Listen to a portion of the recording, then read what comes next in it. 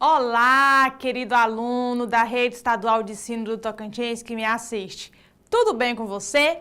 Eu estou aqui hoje para te ajudar aí em língua portuguesa.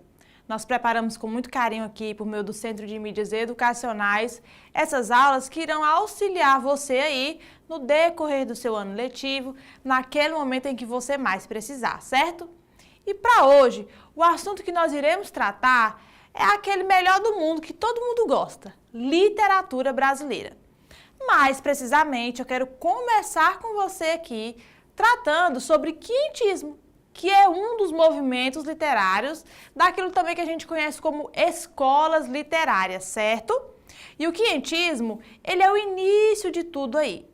Há autores, né, porque você sabe, tudo que nós tratamos aqui é devidamente embasado, documentado por pessoas que se dedicaram ao estudo desses movimentos. E a parte de autores aí que não considera que, de fato, o quientismo ele seja um movimento literário brasileiro. Já há autores que o consideram. Para hoje, né, como aqui no ensino médio, geralmente você vai estudar toda uma linha do tempo aí dos movimentos literários e ele se inicia no quientismo, nós iremos tratá-lo como se, de fato, ele fosse uma escola literária. Mas aí eu precisava fazer para você essa diferenciação, tá bom? Então nós vamos ver hoje, basicamente, para você que é aluno da primeira série do ensino médio, nós vamos tratar do chão aí do quientismo, que são o quê? O seu contexto histórico.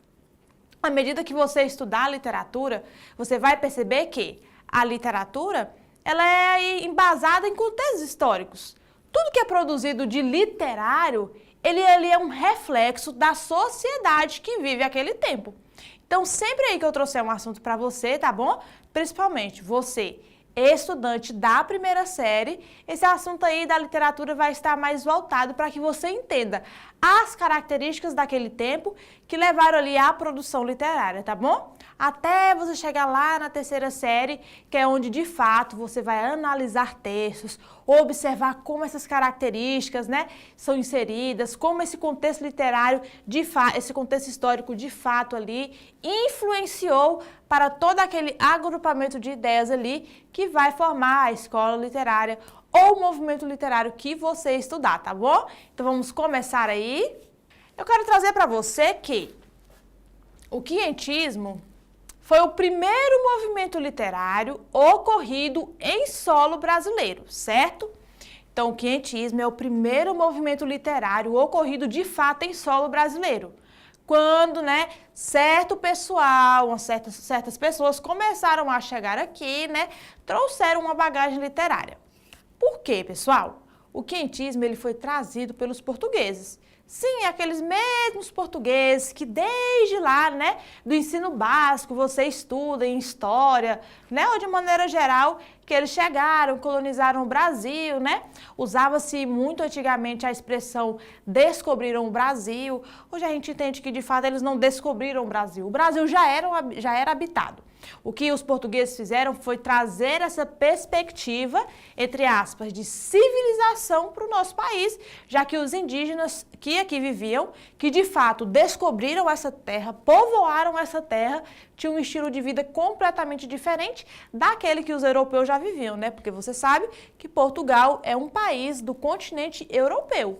E lá eles já tinham um outro desenvolvimento de civilização, uma outra maneira de viver, uma organização política, social completamente diferente daquela que os indígenas viviam aqui. Então, quando Portugal chegou aqui, por meio aí das grandes navegações, eles trouxeram consigo tudo aquilo que era próprio daquela sociedade. Entre eles o quê? A produção literária. Então, diferentemente dos indígenas, os portugueses já tinham um código de escrita desenvolvido e tinha muita literatura também já desenvolvida ali. Já havia movimentos literários que eram desenvolvidos na Europa, olha, há muito tempo. Os indígenas não, eles tinham sim um domínio aí, né, da comunicação por meio da língua oralizada, mas eles não possuíam um código de escrita que os permitisse, de fato, produzir algo próximo da literatura. Então, a nossa literatura, ela é bastante influenciada pela Europa, justamente por isso, porque nós fomos colonizados, né? Não fomos descobertos, fomos colonizados por um país europeu e isso trouxe muitas influências aqui para o nosso país, certo? E aí, pessoal, quando esse pessoal chegou aqui, né? Foi lá no século XVI, mais ou menos 1517, se eu não me engano, tá? Pode ser que a professora falou o número aí um pouquinho errado, mas é pelos anos de 1500, também chamado século XVI, certo? No início do Brasil colonial. Eu acabei de falar para você que nós fomos colonizados, por isso que nós chamamos esse período de Brasil colonial. Nós éramos aí uma colônia de Portugal, como se nós fôssemos uma extensão, né, de Portugal, das terras portuguesas. Mais precisamente, com a chegada de Pedro Álvares Cabral. Você sabia que Pedro Álvares Cabral, além de descobrir o Brasil, ele descobriu o iPhone? Olha ele com uma fotinha de iPhone aqui. É brincadeira, tá bom? Só para trazer uma interação com vocês, para trazer uma dinâmica diferente. Aí eu quis colocar essa foto dele aí tirando foto com o iPhone. Mas Pedro Álvares Cabral, ele era ali quem comandava aquelas navegações. Ele era quem estava à frente ali, né? Era a pessoa de confiança do rei, certo? E aí em 1500, ele chega ao Brasil e passa a colonizar essas terras a mando de quem? Da coroa portuguesa. Naquele tempo, Portugal ainda era ali, né? Um lugar que ele era governado por um rei. Havia uma monarquia ali. E aí esse rei, para vocês só terem uma compreensão, naquele tempo, como é que uma pessoa demonstrava poder, potência de algo? Conquistando terras. Não havia ainda fábricas, a Revolução Industrial não havia acontecido ainda. Então acontecia o quê? Muitos conflitos, para quê? Para que as pessoas ganhassem terras. E essas grandes navegações que foram desenvolvidas, né, do qual, né, uma chegou ao nosso país, elas eram o quê? Uma demonstração de grandeza ali daquele reinado, daquela coroa. Então, quanto mais terras um país, principalmente, né, que tinha um rei, quanto mais terras ele conquistava, mais poder ele demonstrava. Hoje não, na nossa sociedade, um país para ele demonstrar poder, para ele ter realmente, né, ele ser considerado uma potência, ele tem que ter um nível industrial, e aí diversos tipos de indústrias existem, né? O nível industrial é que demanda se um país, de fato, ele é potente, se ele vai ter dinheiro, né, se ele vai ter um bom PIB. Antigamente não, era essa geração de terras, essa conquista de terras que trazia aí esse status de poder a uma nação. E é lógico, Portugal estava ali na Europa, ele não queria ficar para trás de jeito nenhum. E o que ele fazia? Organizava aí essas expedições, né? O rei colocava uma pessoa da sua confiança, treinada, né? Ali pela monarquia, pela coroa, para tomar a frente dessas grandes navegações. Porque é óbvio que o rei não ia, né, se colocar na frente disso. Se acontecesse algo, que morresse ali os seus súditos, que fossem prejudicados com a vida dos seus súditos, não o rei, né? E ali, como o sistema deles era esse, as pessoas que viviam, que trabalhavam para a coroa, tinham toda uma inserção nessa cultura e faziam aquilo pelo qual eram encomendados pelo rei. Então, Pedro Álvares Cabral, esse carinha também que você já ouviu aí o nome dele diversas vezes, né? Você conhece, por mais que você não conheça aprofundado, mas eu tenho certeza que em algum momento você já ouviu esse nome. Foi ele quem comandava aquelas navegações ali, que chegaram ao nosso país e que iniciou aí, aproximadamente em 1500, o período de colonização da nossa terra, certo? E aí, pessoal, as expedições de Pedro Álvares Cabral contavam com 13 embarcações, sendo 9 naus, 3 caravelas e uma naveta de mantimentos. Naus, caravelas e naveta são aí tipos de embarcação, tá bom?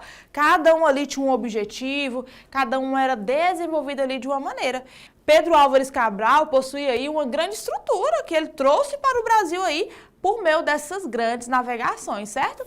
Então isso aí é um fato que eu acredito ser interessante destacar para vocês. E aí, antes da gente continuar, eu só quero aqui, né, tirar uma dúvida que talvez você esteja tendo. Você vai pensar, professora, essa aula é de literatura ou de história? Mais uma vez, eu quero confirmar aí para você, eu quero colocar na sua cabecinha aqui. A literatura, ela é totalmente influenciada pela história. Por isso que, neste momento, para você, aluno da primeira série, essa nossa aula de literatura, que nós vamos falar de quentismo, ela é voltada mais para essa contextualização histórica, para que você entenda, né, futuramente, lá na segunda série, lá na terceira série, o porquê da sua literatura que você está vendo agora, ter aí, né, toda essa contextualização histórica. Por que produzia-se isso? Por que o assunto abordado era amplamente esse? Tudo isso é influenciado pelo contexto histórico daquela época, tá bom? Vamos lá. Tá, nós já vimos a estrutura, iniciamos aí falando um pouquinho sobre Pedro Álvares Cabral, sobre a coroa. E por que, prof, que chama quientismo? Será por quê, pessoal, que esse nome aí é utilizado? O nome quientismo, ele vem da época em que o movimento literário surgiu no Brasil. Que foi quando, gente? Vou tentar escrever aqui, vamos lá? E 500. Por isso que ele se chama quientismo, tá bom? Esses movimentos aconteceram por volta de 1500, quando os portugueses chegaram às ilhas brasileiras. Então, mais uma curiosidade aí, né? Por que nós chamamos de quientismo? Por conta do ano que ele aconteceu, que foi 1500. Qual é o tema central, pessoal, do quientismo?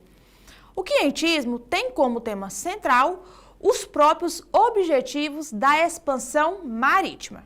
A conquista material relacionada com as grandes navegações e a conquista espiritual, resultante da política portuguesa da Contra-Reforma e representada pela literatura jesuítica da Companhia de Jesus.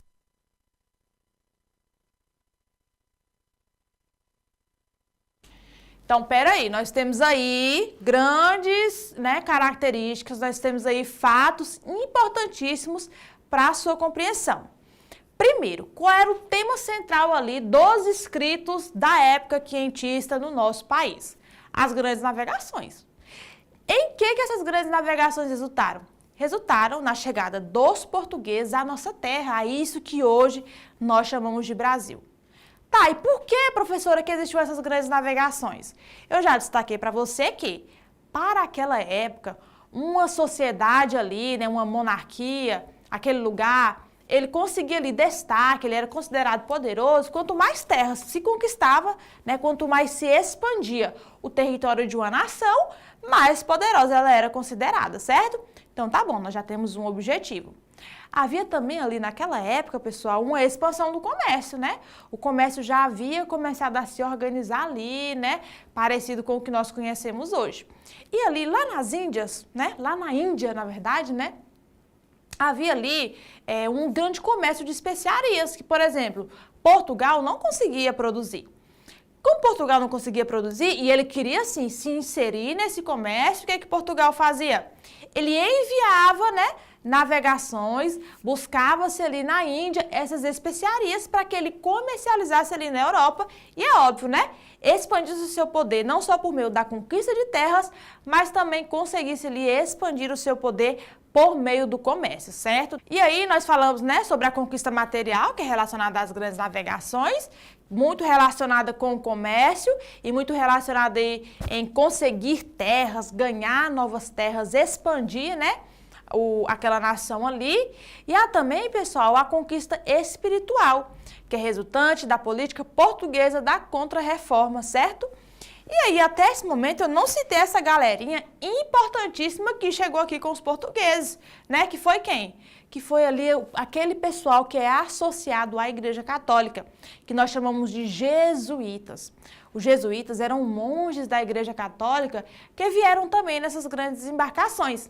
Naquela época, acontecia ali, começava-se ali os movimentos da Contra-Reforma, Se você não conhece ainda, e aí nós vamos abordar isso especialmente em outra escola literária, que vai ser bem mais atual, vai ser bem mais relacionada.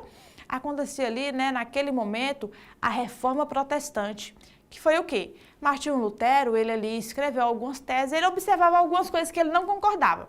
Ele era um grande apreciador da Bíblia e ali, pelo que ele lia na Bíblia, ele não concordava com algumas coisas, como a maneira que a Igreja Católica geria a fé das pessoas. E ali, visando, trazer uma reflexão para a Igreja Católica, ele fez aquilo que é conhecido até hoje como as 91 teses de Lutero. O que ele queria ali era uma mudança, de perspectiva, uma mudança na maneira como a igreja estava lidando com a fé dos seus fiéis. Só que a igreja viu isso como uma afronta, Lutero acabou ali sendo excomungado, julgado, condenado, porque é como se ele cometesse um crime ali contra a igreja. E isso é chamado de reforma. E é lógico, Se a igreja foi criticada, ele foi ali, de fato, despertando algumas pessoas para isso. Isso gerou o que nós chamamos de contra-reforma, que é o quê? A igreja tentando ali, né, combater as ideias que estavam sendo disseminadas por aquele monge católico chamado Martinho Lutero. E aí isso também está um pouco inserido aí no quinhentismo. Por quê? Porque os jesuítas, né, eles buscavam aí evangelizar as pessoas. E naquele tempo, pessoal, nós tínhamos aí duas grandes potências do poder ali que coordenavam um Estado, uma nação, que era o quê? A monarquia e a igreja. Sim, se você acha que hoje a igreja já influencia bastante aí no comportamento, na maneira de ver da sociedade, naquela época isso era muito mais institucionalizado. A igreja andava lado a lado ali com quem? Com o rei. Ali, se a gente fosse pensar, né, voltando nas suas aulas de história, se a gente fosse fazer aqui uma pirâmide imaginária, pense numa pirâmide que eu esteja fazendo.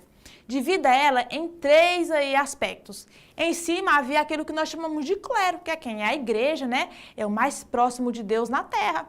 No meio havia quem? Havia ali o rei. E embaixo havia ali os comerciantes, havia aquilo que nós chamamos de plebeus, né? Pessoas que serviam a coroa. Então aí a igreja e a monarquia andavam lado a lado com os seus objetivos. A monarquia queria expandir o seu território, queria ganhar lugar ali no comércio e a igreja queria evangelizar, queria trazer mais fiéis junto com ela, certo? E aí, visando isso, o que acontecia? A igreja veio também, junto com essas grandes embarcações, a igreja católica, e trouxe consigo aquilo que nós conhecemos como o quê? Como jesuítas. E eles passaram aqui a evangelizar os indígenas, né? Os indígenas possuíam aí uma fé politeísta. Não era como nós, né? Como os cristãos que acreditam num único Deus, como os católicos que acreditam em um único Deus. Eles viam Deus ali em vários aspectos da vida, em vários aspectos ali da natureza, certo? E a igreja passou a evangelizá-los, a pregar, a catequizar esses indígenas. Algo que também futuramente, quando você estiver estudando esse aspecto do quinhentismo, você vai ver que é uma das características dessa escola literária, tá bom? Então tá bom. Tinha objetivos ali comerciais e tinha também objetivos espirituais, certo? A união perfeita entre os expansionistas e entre a igreja. E aí, pessoal, antes da gente ir ali para a nossa atividade, eu quero trazer para você 2 personagens importantíssimos que nós já até falamos aqui de um, né? E depois eu te apresento outro. O primeiro é Pero Vaz de Caminha. Ele ali aproximadamente viveu entre 1450 e 1500.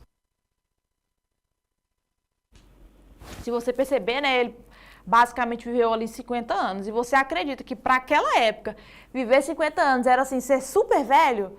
Porque existiam muitas doenças, não tinha um desenvolvimento aí da medicina, né, como nós temos hoje. Então, as pessoas morriam realmente jovens, né, se nós formos comparar com os padrões atuais. E o Pero Vaz, ele era um escrivão-mor da esquadra liderada por Pedro Álvares Cabral, que viveu ali de 1468 a 1520. Pero Vaz de Caminha era um escritor e vereador português. Ele registrou suas primeiras impressões acerca das terras brasileiras. Fez isso por meio da Carta de Achamento do Brasil, datada de 1º de maio de 1500. Quando você estiver na 3ª série, você vai analisar junto com o seu professor um documento importantíssimo, certo? Aí para a nossa história, que é o quê? A Carta do Descobrimento. E aqui eu vou ter esse slide só para não te confundir, tá bom? Pedro Álvares Cabral, ele era quem estava coordenando ali, quem estava à frente das grandes embarcações, e Pero Vaz de Caminha, ele era o escritor. Era ele quem registrava todas as memórias ali, enquanto o pessoal viajava, tá bom? E aí, Pero Vaz de Caminha, ele escreveu aí um dos documentos, se é que não é o documento mais importante aí da nossa história como terra, como nação brasileira, que foi o quê? A Carta do Descobrimento. Que aí, em algum momento da sua vida aí, né, no ensino médio, provavelmente lá na 3ª série, você vai analisá-la mais profundamente, observar, saber mais sobre essa carta. Se você já tiver uma curiosidade, pode pesquisar no Google, tem muito material, no YouTube também, tem aí análises e mais análises dessa carta. E Pero Vaz, ele escreveu, né, sobre esse descobrimento. Ele descreveu como era a terra, ele descreveu como eram os indígenas, né, a primeira vez que eles lidavam com esses povos. E tudo isso ele registrou numa carta para enviar para quem? Exatamente, para que eles deviam satisfação, que era a coroa portuguesa, que havia mandado aí, né, todo esse pessoal para cá. Então, a Carta do Descobrimento, ela inaugura uma das características do quentismo no nosso país, que é o quê? A literatura de informação. Eles produziam essas cartas para informar, é por isso que chama literatura de informação, para informar a coroa portuguesa sobre esse novo território aqui que Portugal estava começando a tomar posse, começando aí a ter como seu, certo? Então, nós temos dois personagens até o momento, né? Pedro Álvares Cabral, que liderava ali a expedição, que chegou ao Brasil, e Pero Vaz de Caminha, que ele era um escrivão, que de fato, né, escrevia, colocava ali nas cartas registros sobre tudo que eles estavam vivendo nessa expedição, sobre as descobertas daqui, tá bom? Nós temos ainda esse carinha aqui que ele é muito especial, que é quem? José de Anchieta. Viveu aí entre 1534 e 1597. José de Anchieta foi um historiador, gramático, poeta, teatrólogo e um padre jesuíta espanhol. Veja bem, ele nem era português, ele era espanhol, mas como eu falei para você, eles tinham essa relação aí, né, coroa e igreja tinham essa relação próxima, buscando cada um se associar aí para alcançar os seus objetivos. No Brasil, ele teve a função de catequizar os indígenas, sendo um defensor desse povo contra os abusos dos colonizadores portugueses. Eu não sei se você é muito de ler, se informar, mas hoje critica-se muito, né, a questão da igreja ter vindo também, né, junto com as navegações, ter catequizado o povo.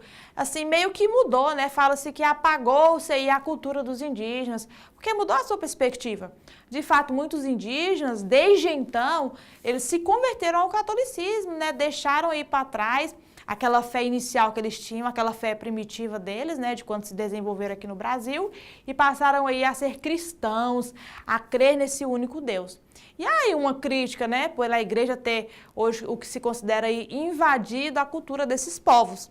Só que é importante também a gente saber que a igreja foi uma grande defensora desses povos. Porque, querendo ou não, havia sim um conflito ali, né, e você pode se aprofundar mais nisso, havia um conflito entre indígenas e portugueses. Os portugueses chegaram, eles queriam explorar a terra, essa terra tinha dono, essa terra já tinha ali, né, pessoas que já usufruíam dos seus recursos naturais e havia sim conflitos. Havia uma perspectiva de vida, uma perspectiva social diferente entre indígenas e entre portugueses. Isso gerou conflitos. É lógico que um tentou dominar o outro ali, né? E provavelmente quem prevaleceu foram quem? Os portugueses, porque eles já tinham ali uma outra visão de vida, né? Eles já sabiam como chegar a um território, como conseguir conquistar aquele lugar. E nesse meio nós temos os jesuítas. E um dos jesuítas que são importantíssimos é quem? O padre que eu acabei de falar para você. Ele defendia os indígenas dos abusos aí feitos por meio da coroa portuguesa, certo?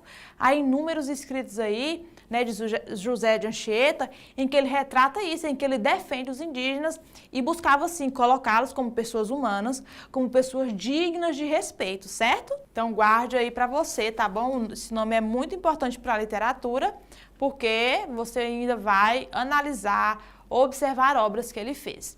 E nós temos também Manuel da Nóbrega, que também foi um jesuíta português e chefe da primeira missão jesuítica à América, né? Ele foi o chefe da primeira missão que chegou aqui.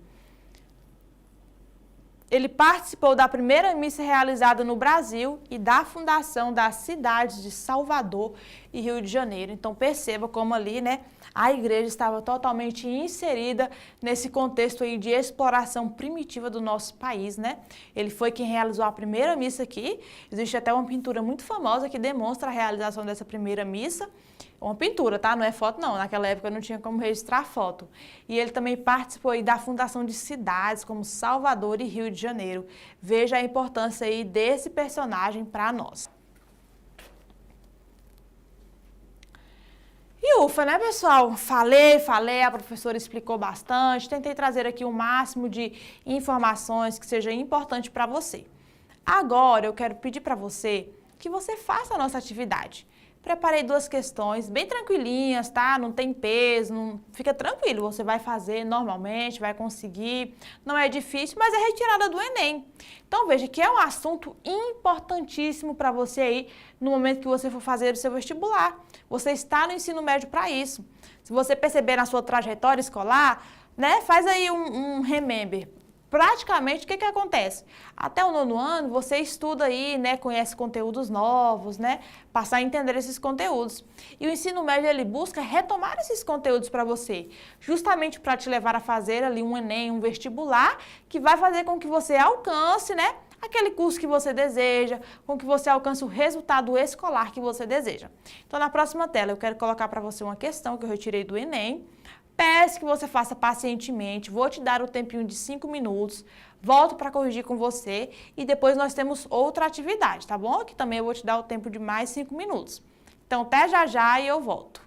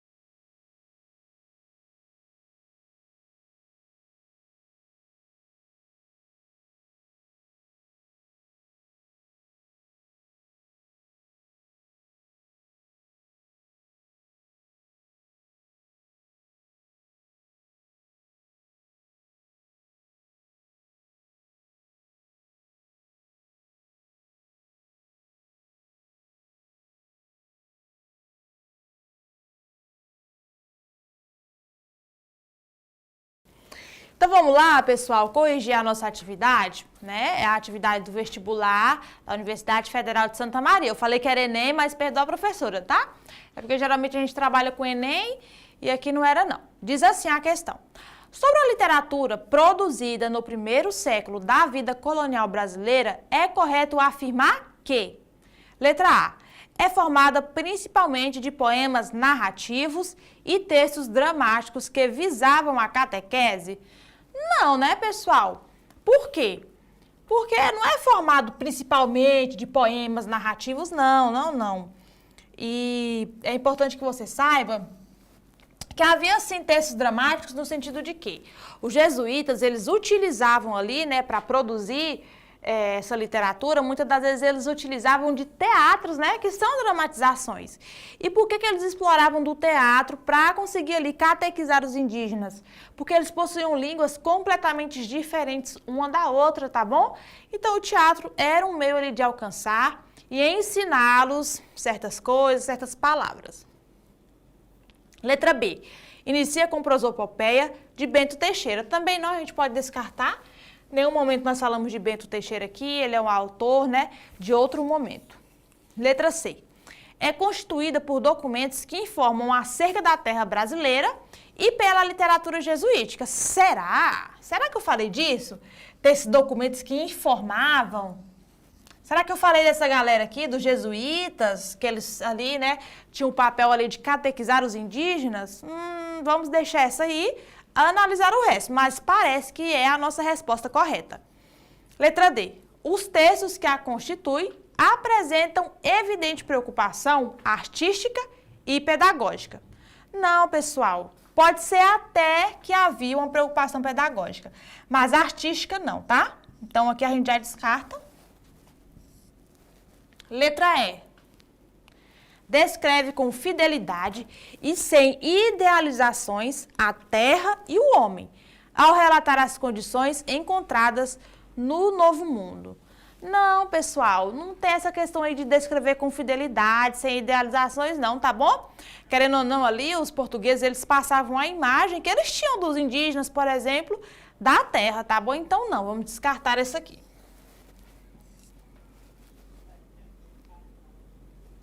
Vamos ver se é isso mesmo, letra C. Exatamente, parabéns para você que teve paciência de analisar e conseguiu aí acertar a nossa questão. Nós combinamos, nós temos aí 2 atividades para essa aula, tá bom? Então, vou te dar aí mais um tempinho de 5 minutos para que você faça, analise bem, eu volto para a gente corrigir e finalizar a nossa aula, tá bom? Até já já!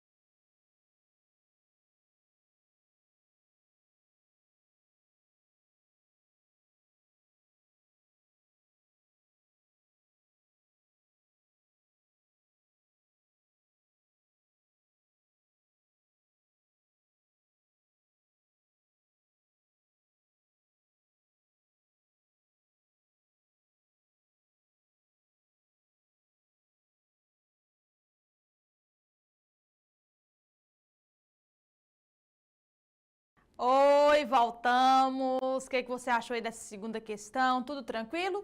Pois é, no seu vestibular você também vai lidar com questões que são mais simples, mas é óbvio que você precisa o quê? Ter o conhecimento prévio para te ajudar, tá bom? Então, bora lá resolver. Diz assim a nossa questão. A literatura jesuíta, ou seja, produzida ali, né, por aqueles monges da Igreja Católica, nos primórdios da nossa história. O que é que essa literatura fazia? Letra A. Tem grande valor informativo? Não, né, pessoalzinho? Acho que já está bem batido aí para vocês que o quê? Quem fazia literatura informativa eram os navegantes, né?